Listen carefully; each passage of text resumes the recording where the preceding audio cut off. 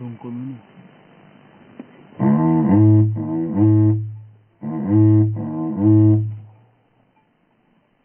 landai nom penyare jole je mara koryom cuma yong bar itu ko korbetau ya kulrame japanyi aja ko jenpeneram tangke yang dan makwena lunu wongana cina dia nanggai mapor unda na ciru nere kumba ya genyi jewe biote ya kulram akolon makwe kerang mariar ya tonga wena mabioran wer kudbaino kaya lola tuyuriera to undan marija topor ayu galoye yangan macang jeton nyangder ye wolalir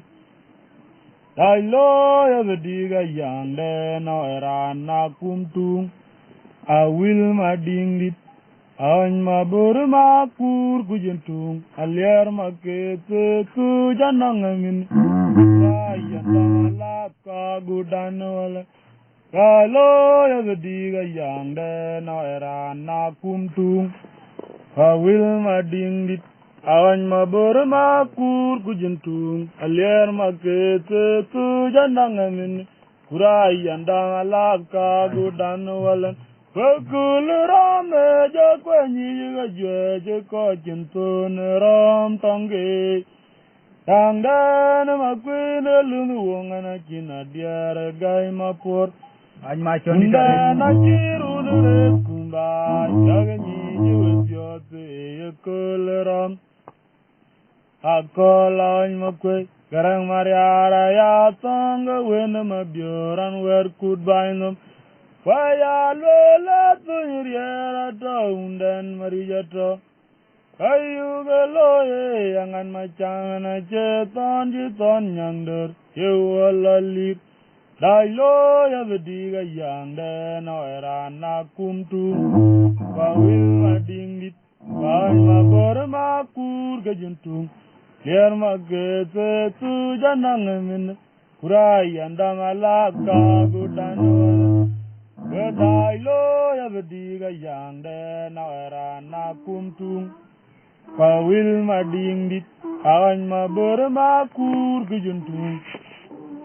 liar magete tu janangamin kurai andang alaka gudanwalan alang manyang mauntunywa wayulo yikelun dul ajong ton kena beli wayep ajong chumwa anam gari chora jingo kuben mweli uni jon kura dalwot kena jale pawa ajong kenywa alandan kachul makwan ton kumabur mugalandan anagiram chumarle agun mayan kwa gud garang tu janang ton chinyin no ma po dip udawa yam bol alan ram kenari tanga chimalo alan manyang ma untenwa wayulo yikelun dol ajong ton kena beli wayep ajong chumwa anang jari chara yengu wen weli uni jon kura dalwot kina jale pawar ajong kenywa alamdan kachul makwen ton kumabur mugalande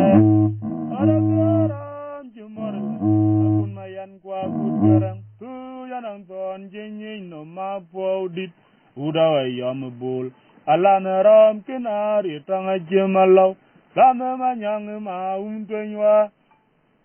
ajulo igelun dol ajong ton kina beli wayek ajong chumwa